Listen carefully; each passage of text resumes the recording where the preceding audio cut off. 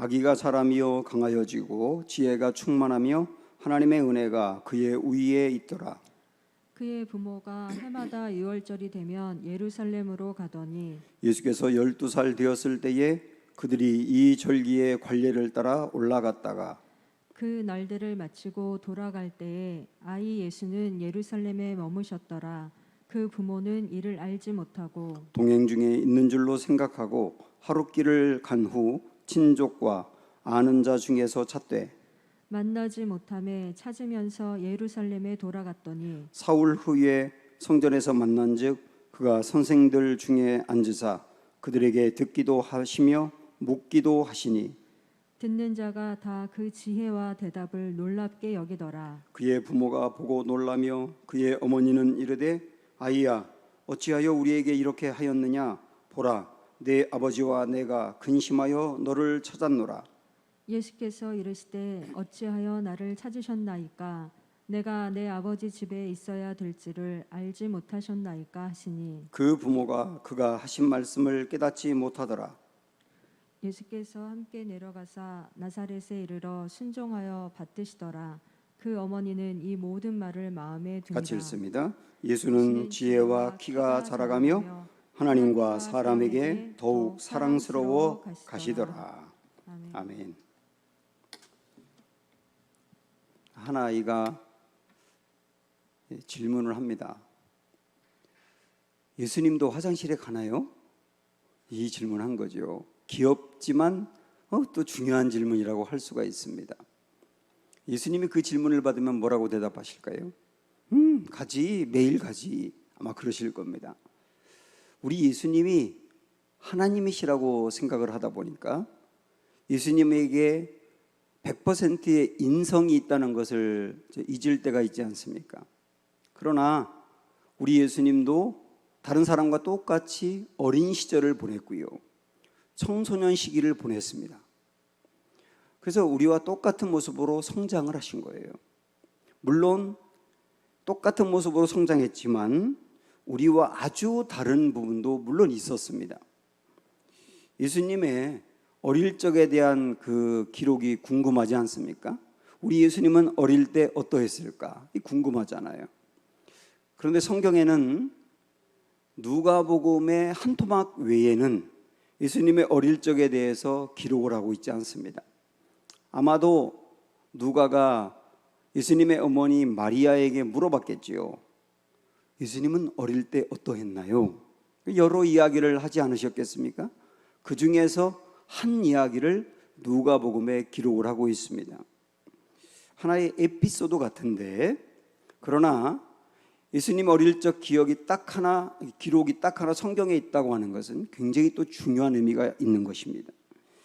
예수님은 우리의 믿음의 대상이지만 또 한편으로는 우리가 따라야 될 모범이 되시는 분이에요.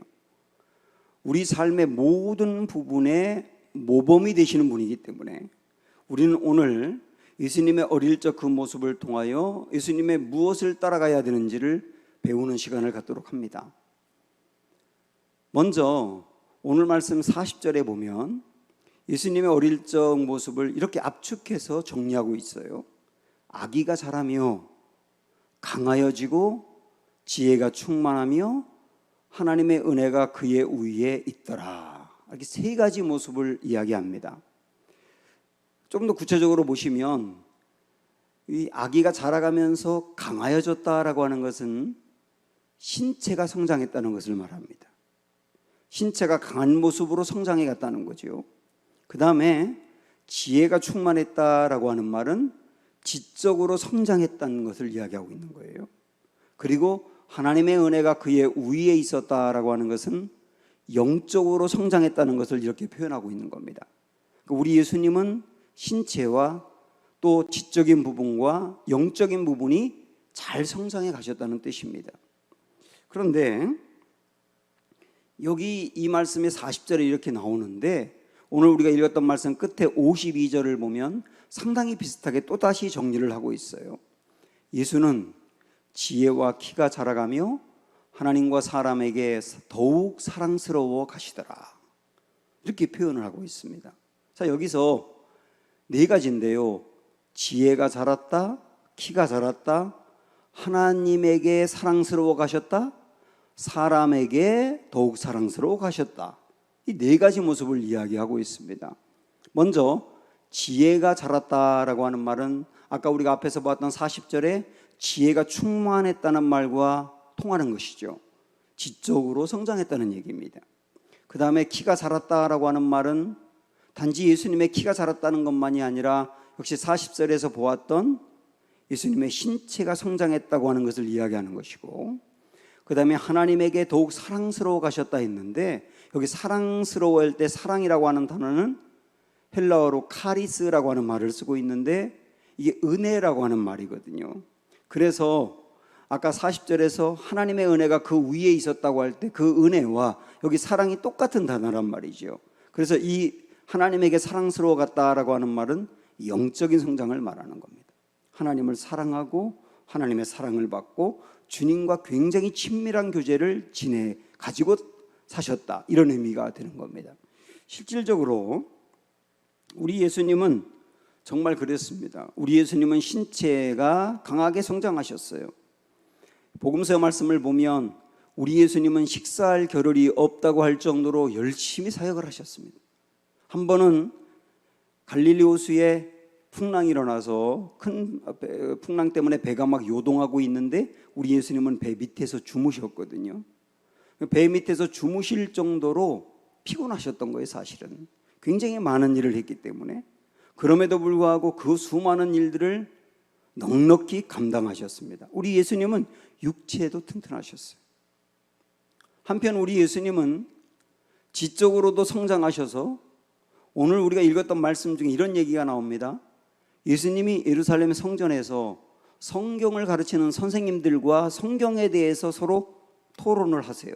묻기도 하고 또 듣기도 하고, 이렇게 이런 방법으로 토론을 하는데 47절에 보면 뭐라고 나오느냐면 그 성경 선생님들이 예수님이 대답하는 것을 들으며 깜짝 놀랐다고 나오거든요.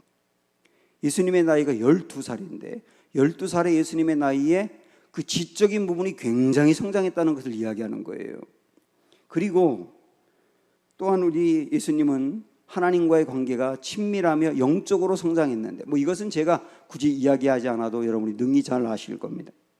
그런데 이렇게 40절에서 이야기하는 게 키가 자랐다, 그러니까 육체가 성장했다, 그리고 지적으로 성장했다, 그리고 영적으로도 성장했다고 이 40절에 이야기하는데 52절에서는 하나를 더 추가하고 있어요. 사람에게 더욱 사랑스러워 가셨다. 이건 무엇을 얘기하겠습니까? 예수님은 사회적으로도 성장하셨다는 거죠. 더 구체적으로 말하면 인간관계를 이야기하는 겁니다. 정말 우리 예수님은 복음서에 보면 누구와도 잘 어울리셨어요. 예수님을 좋아해서 따르는 사람들 중에는 큰 권력을 갖고 있는 사람들도 있었고, 상당히 돈이 많은 부유한 사람도 있었고, 그리고 배운 것이 많은 지적인 사람들도 있었습니다. 그들이 다 예수님을 따랐고 예수님을 좋아했거든요. 그런데 그들만이 아니고 정반대로 사람들로부터 완전히 무시를 당하는 천민들과도 예수님은 친했고, 심지어는 세리 같은 죄인들과도 어울리셨어요.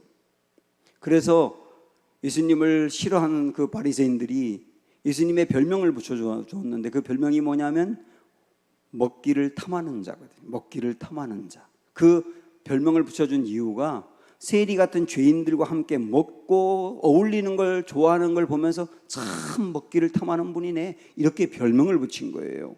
그러니까 예수님은 그렇게 누구든 가리지 않고 어느 누구와도 함께 어울리면서 친밀했는데, 왜냐하면 우리 예수님은 하나님이신데도 불구하고 온전한 인간의 모습으로서 정말 정이 많은 분이었고 사람 냄새 나는 분이었기 때문입니다. 저는 그런 부분이 참 좋더라고요. 자, 이렇게 보면 지혜가 자라고 키가 자라고 하나님에게 사랑스러워가고 사람에게도 사랑스러워갔다고 하는 이 네 가지 모습을 보면서 우리는 딱 이 단어가 생각이 납니다. 균형. 예수님은 균형 있게 성장하셨다는 거예요. 신체적인 부분도, 지적인 부분도, 영적인 부분도, 사회성 부분도 균형 있게 성장하신 거예요. 저는 이전에 이 말씀을 묵상하면서 이 대목을 예수님의 자기 관리 이렇게 정해 본 적이 있어요. 예수님도 어느 부분도 뒤처지지 않도록 이렇게 관리를 잘 하셨구나라고 하는 걸 생각을 하면서 저도 예수님을 닮아서 저의 자기 관리가 되어야 되겠다, 이런 생각을 가지고 이게 수년 동안 나름대로 노력을 한 적이 있습니다. 신체적인 건강을 위해서는 꼭 운동을 해야 하고, 지적으로 성장하기 위해서 일주일에 2권 이상의 책을 읽어야 하고, 영적으로 성장하기 위해서 말씀과 기도를 절대로 손에서 놓지 말아야 하고, 그리고 사회적인 인간관계를 돈독하게 하기 위해서 꼭 필요하고 중요하고 함께하고 만나야 될 사람들을 계획을 세워서 만나고 하는 일들을 해왔거든요. 그렇게 모든 일들을 잘하기 위해서 시간 관리가 중요하다는 것을 알고 또 시간도 철저히 관리해서 이렇게 쓴 적이 있습니다. 물론 지금은 그렇게 하지 않습니다.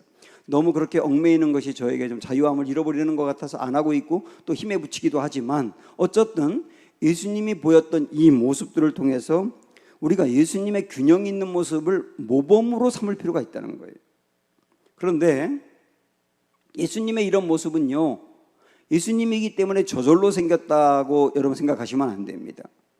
예수님의 이 모습은 저절로 생긴 것이 아니고, 다시 40절과 52절을 보면 이렇게 반복적으로 나오는 이 단어가 있어요. 아기가 자라며 이렇게 나오는데, 밑에도 예수는 지혜와 키가 자라가며, 이 자라갔다는 말이 그냥 생겼다라고 하는 말이 아니라, 여기서 자라갔다라고 하는 말은 성장하기 위해서 훈련했다 해요. 성장하기 위해서 훈련했다. 우리 예수님도 4가지 부분의 균형 있는 성장을 위해서 훈련해 가셨다는 거예요. 반복적으로.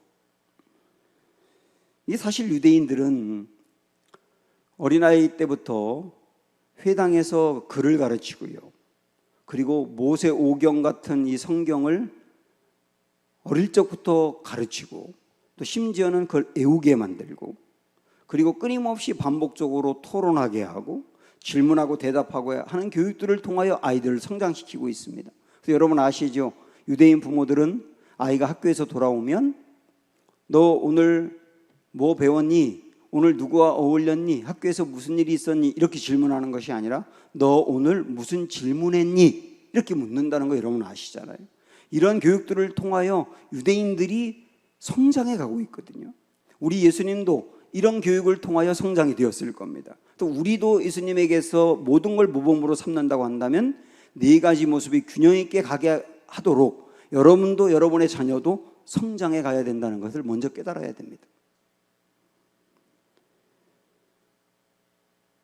그런데 이 4가지 모습 중에 우리나라의 부모들도 그렇고 자녀들의 이 부분, 신체의 성장과 지적인 성장을 위해서는 타의 추종을 불허할 정도로 정말 열심히 합니다. 아이들의 건강을 위해서 잘 자라게 하기 위해서 먹이는 거라든지 이런 거 정말 잘하고요, 그 다음에 과외를 시키고 사교육을 시키면서 애들의 지적 성장을 위해서 투자하고요, 이것은 제가 더 언급하면 잔소리가 될 정도로 잘하고 있어요. 그런데 그거에 비해서 영적인 성장을 위해서 얼마나 투자하느냐 할 때는 고민이 생겨요. 교회를 다니고 열심히 다니는 부모들 중에서도 여러분들 개인을 위해서도 그렇고 여러분 자녀를 위해서도 그렇고 지적인 성장과 육적인 성장, 신체의 성장을 위해서 투자하는 것만큼 영적인 성장을 위해서 얼마나 투자하느냐라고 하는 질문을 가질 때 고민이 생기잖아요. 근데 이 부분은 굉장히 중요합니다. 오늘 예수님에게 있었던 일들을 바라보면 영적인 성장이 얼마나 중요한지를 알 수 있어요. 그래서 저는 오늘 설교의 초점을 영적인 성장에 두고 말씀을 좀 드리고 싶어요. 오늘 말씀은 12살 때, 예수님이 12살 때 예수님을 잃어버린 사건이 나옵니다. 유대인들은 6월절 같은 절기가 되면 다 예루살렘으로 올라가거든요. 거기서 예배를 드리고 축제를 벌이거든요.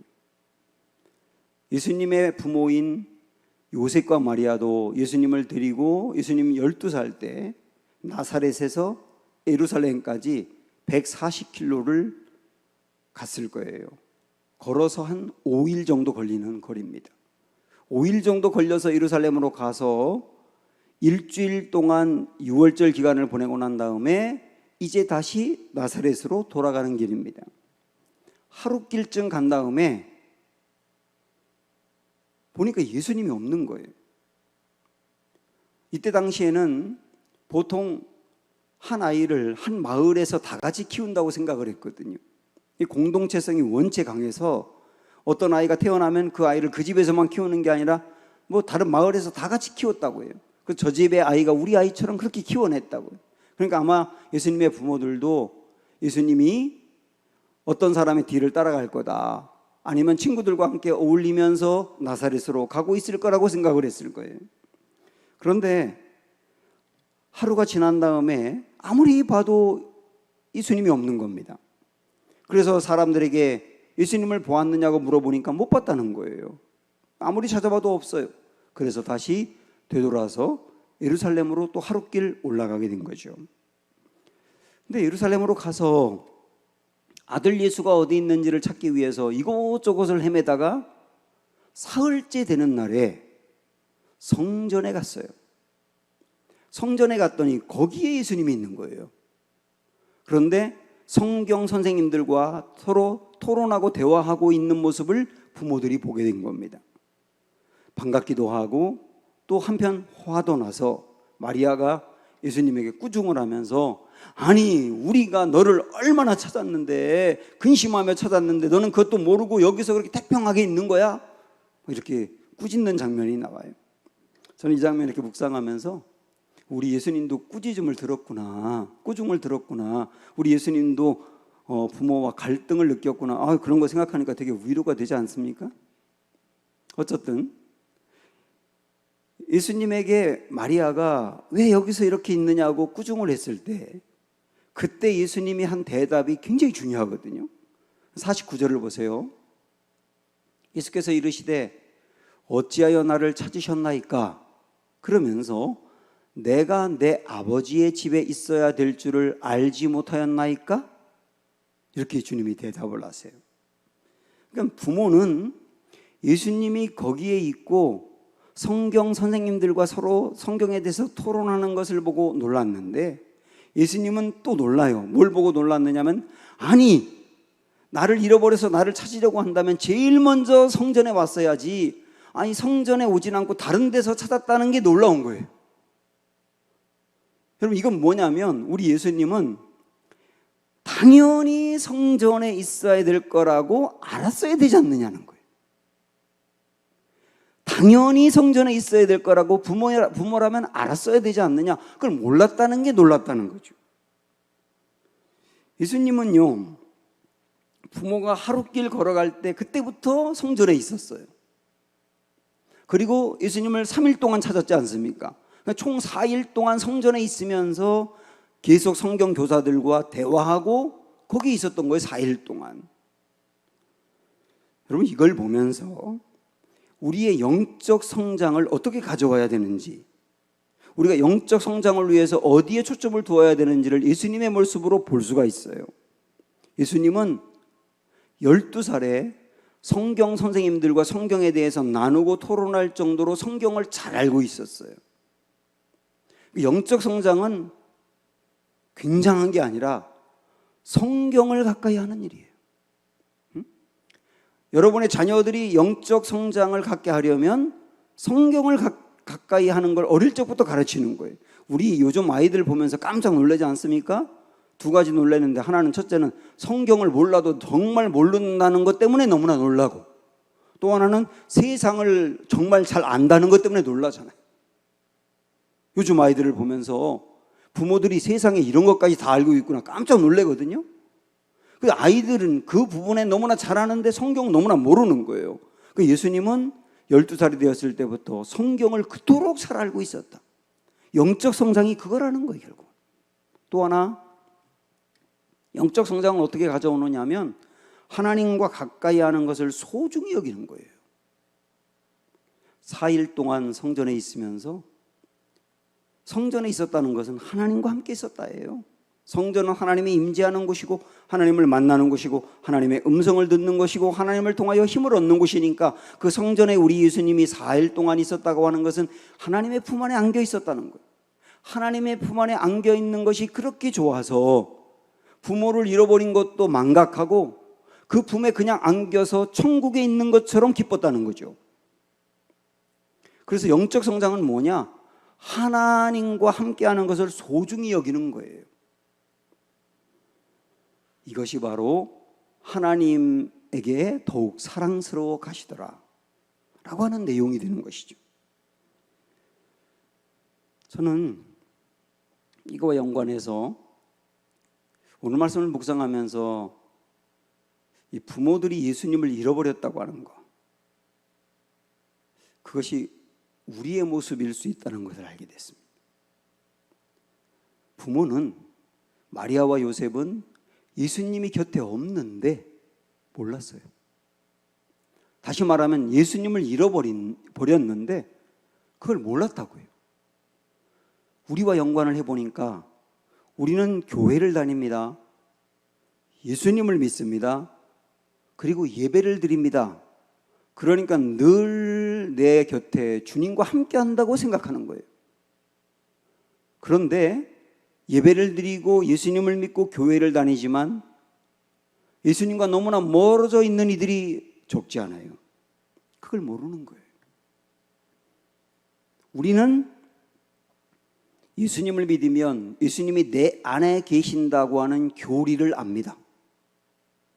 그런데 그 교리를 안다고 해서 진짜 예수님이 내 안에 계신 것을 느끼며 실제의 삶에서 그것을 누리며 살고 있느냐? 아닐 수도 있어요.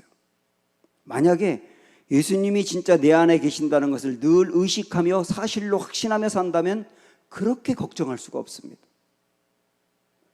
그 예수님이 내 안에 계신데 그렇게 걱정할 수가 없다고요. 정말 예수님이 내 안에 계신 것을 의식하고 실제가 된다면 그렇게 내 맘대로 살 수가 없어요.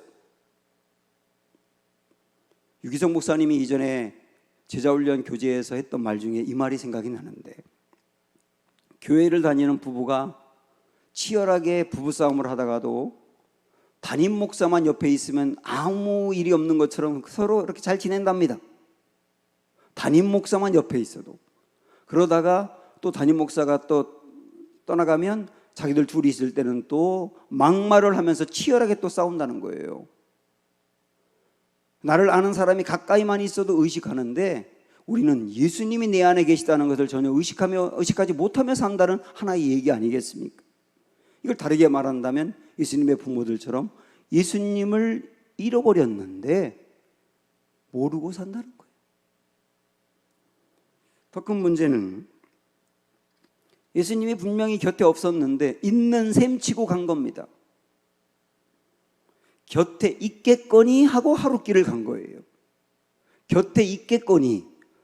곁에 있겠거니가 뭘까요? 우리에게 적용을 한다면 우리는 믿는 셈 치고예요. 믿는 셈 치고. 진짜 내가 예수님을 내 마음으로 받아들인 적이 없는데도 근데 교회를 오래 다녔으니까 믿는 셈 치고 가는 거예요. 그냥 있겠거니 하고 가는 거라고요. 이게 얼마나 사실은 걱정되는 일입니까? 라오디게아 교인들이 우리 예수님으로부터 큰 책망을 받았는데 그 라오디게아 교회의 성도들은요, 나름대로 부유하게 살았어요. 그 다음에 별 문제가 없었습니다, 사는데. 그러다 보니까 이 정도면 신앙생활 잘한다고 생각하고 그냥 그렇게 살았어요. 그런데 그 라오디게아 교인들을 보고 우리 예수님께서 꾸중하며 하셨던 말씀을 한번 보십시오. 계시록 3장 17절에 보면 네가 말하기를 나는 부자라 부요하여 부족한 것이 없다 하나, 실제는 어떻다는 겁니까? 내 곤고한 것, 가련한 것, 가난한 것, 이거 영적으로 가난한 것이겠죠. 눈먼 것, 벌거벗은 것을 알지 못하는도다. 실제로는 당신들의 영적인 상태를 보니까 심히 공고하고 가련한 모습이며 가난하며 눈멀고 벌거벗은 상태인데 당신들은 우린 부자니까 부유하여 부족함이 없다 하며 신앙생활 잘한다고 생각하고 있지 않느냐는 거예요. 이걸 오늘 말씀으로 연결한다면 예수님을 잃어버렸는데 잃어버린 줄 모르고 그냥 사는, 평상시에는 잘 모릅니다. 그러나 결정적인 풍랑을 만났을 때는 내 안에 예수님이 실제 계시며 실제 나에게 역사하며 내가 주님과 교제하고 사는지 그대로 드러납니다. 그래서 풍랑을 만나면 진가를 발휘하는 사람이 있고 어떤 사람은 본색이 드러나기도 합니다. 실제 예수님이 내 안에 있느냐로 결정되는 거예요. 예수님의 부모들은 안타깝게도 예수님을 잃어버렸는데 그거를 모르고 그냥 가는 거예요. 우리의 모습이 아닌가 하는 거죠. 다행히 그들은 하루길쯤 간 다음에 예수님이 곁에 없다는 것을 깨닫습니다. 그리고 찾기 시작해요. 우리도 지금이라도 내게 이 예수님이 옆에 계신 게 실제가 아니었다라고 느낀다면, 내 안에 계신 건 교리적으로는 맞는데 누리며 살고 의식하지 못하고 산다면 이제 안 되겠다라고 생각을 해야 되겠지요. 그리고 예수님의 부모들처럼 예수님을 찾아 나서야 합니다. 그런데요, 예수님의 부모들은 예수님을 잃어버리고도 몰랐던 것도 문제였지만 또 하나 문제는 뭐냐면 예수님을 어떻게 어디서 찾아야 되는지를 몰랐던 것도 문제예요. 찾습니다. 그런데 어떻게 찾아야 되고 어디로 가야 될지 몰랐던 거예요. 분명히 성전으로 갔어야 하는데 성전은 맨 나중에 간 겁니다. 사실은 예수님 당시 예루살렘 성이라고 하는 게 그렇게 넓지 않았어요. 그래서 마리아와 요셉이 정신없이 바쁘게 찾았다면 이틀이면 거의 대부분 돌았을 겁니다. 예루살렘 시내를. 그런데 사흘째 될 때 성전에 갔다는 것은 갈 곳을 다 가본 다음에 마지막에 갔다는 얘기거든요. 그래서 예수님이 아니 나를 찾으려면 여기 먼저 왔어야지요 라고 말한 게 그런 의미인 겁니다. 찾기는 찾았는데 그들은 어디로 가야 되고 무엇을 해야 될지 몰랐다는 거예요. 우리도 불현듯 이게 내가 신앙생활 이렇게 하면 안 되겠구나. 지금 예수님이 내 안에 계신 것 같은데 난 좀 모르고 살고 있구나. 이거 신앙생활 이렇게 하면 안 되겠구나 라고 하는 것을 깨달을 때가 있지 않습니까? 그러면서 예수님을 찾기 시작하는 거예요. 그런데 잘 찾아야 된다는 거예요. 어디로 가야 되느냐? 성전으로 가야 된다는 거죠. 성전으로 가야 된다는 말은 지금 여기 제가 있는 은강교회로 와야 된다는 말이 아니에요. 하나님의 말씀이 있고 하나님의 사랑을 누리고 하나님과 교제하고 하나님을 의식하고 그리고 말씀으로 인하여 깨달음이 생기고 하는 그 현장에 있어야 되고 그 자리에 있어야 된다는 걸 이야기하는 거예요. 그게 현재 여러분이 예배를 드리고 있는 그곳이어도 괜찮아요. 그게 직장이어도 괜찮아요. 그 모두가 다 성전인 겁니다. 거기로 가야 예수님을 다시 만난다. 예수님을 다시 찾는 길이 거기 있다죠. 그래서 아까 우리가 앞에서 봤던 라오디게아 교회를 다시 생각을 해보면 라오디게아 교인들이 예수님을 잃어버렸지 않습니까? 그런데 모르고 지냈잖아요. 그걸 책망한 다음에 예수님을 다시 찾을 수 있는 길을 알려주셨어요. 그게 그 유명한 3장 20절입니다. 보세요. 볼지어다 내가 문 밖에 서서 두드리노니 누구든지 내 음성을 듣고 문을 열면 내가 그에게로 들어가 그와 더불어 먹고 그는 나와 더불어 먹으리라. 이게 예수님을 찾는 길이라고요. 내가 문 밖에 서서 두드리노니. 이게 참 고마운 얘기죠. 예수님께서 예수님을 잃어버린 사람들에게 노크 하신다는 뜻이에요. 노크 소리를 들어야 되는 거예요. 아까도 잠깐 말씀드린 것처럼 갑자기 내 신앙을 돌아보면서 이렇게 신앙생활하면 안 되겠다고 느낄 때가 있지 않습니까? 그때가 예수님의 노크 소리를 들을 때예요. 문 밖에 서서 두드리노니. 성경을 통해서라든지 예배를 통해서 갑자기 깨닫고 주님을 찾아야 되겠다라고 하는 것을 느낄 때가 있지 않습니까? 그것도 예수님의 노크 소리라고요. 문 밖에 서서 두드리노니. 그런 소리를 들으면 그다음 뭐라고 그랬습니까? 문을 열면, 문을 연다는 게 뭘까요? 예, 주님, 저에게 정말 주님이 필요합니다. 주님이 없는 나의 삶은 절대로 행복할 수 없고 나의 인생의 안식은 주님에게 있는 겁니다 라고 깨닫고 주님 만나기를 사모하는 게 문을 여는 거예요. 그러면 뭐라고 그랬습니까?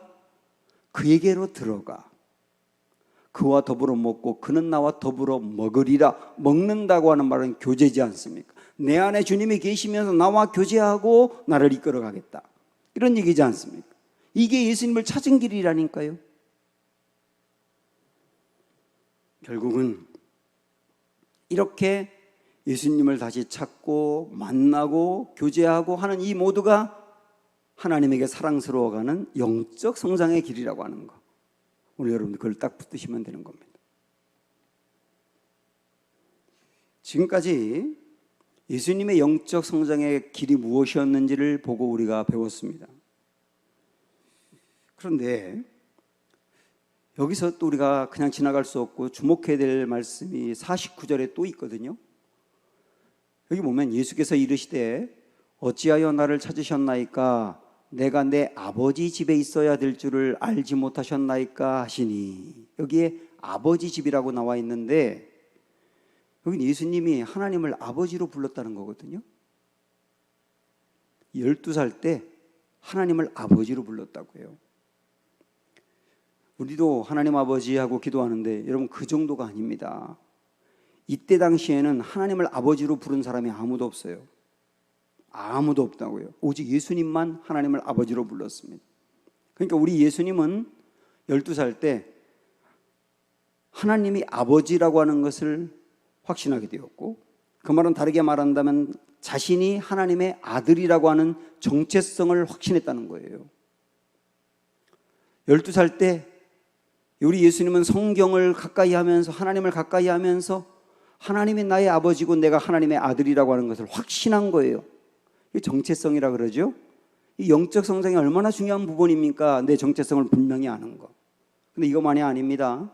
자, 49절을 이번 또 다른 데 다시 보시면 예수께서 이르시되 어찌하여 나를 찾으셨나이까? 내가 내 아버지 집에 있어야 될 줄을 알지 못하셨나이까? 이 아버지 집이라고 하는 게 중요한데, 이 아버지 집, 이 아버지 집 이렇게 돼 있는데요. 여러분 성경 한번 보세요. 아버지 집이라고 하는데 1 그렇게 돼 있고, 거기 뭐라 1이라고 하는데 찾아가면 뭐라고 나와 있냐면 아버지의 일이라고 나와 있어요.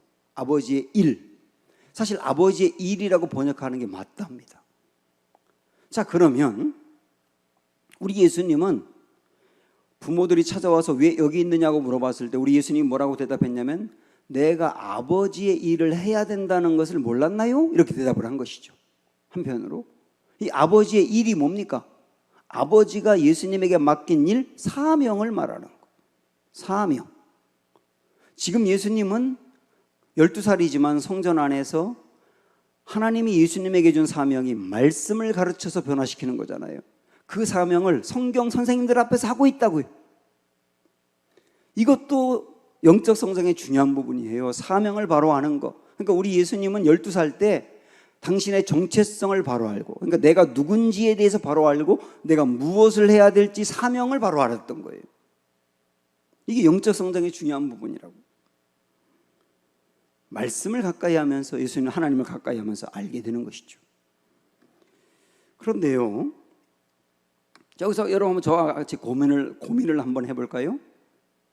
예수님은 12살 때 당신이 하나님의 아들이라고 하는 정체성과 무엇을 해야 되는지 사명을 분명히 하셨어요. 그런데 실제 우리 예수님이 그 사명을 갖고 사역을 시작한 것은 30세입니다. 12살 때 알았는데 30세 때 시작을 했다고요. 그 차이가 18년이에요. 이 18년 동안 우리 예수님은 당신이 누군지도 알고 무엇을 해야 될지도 알았지만 안 한 거예요.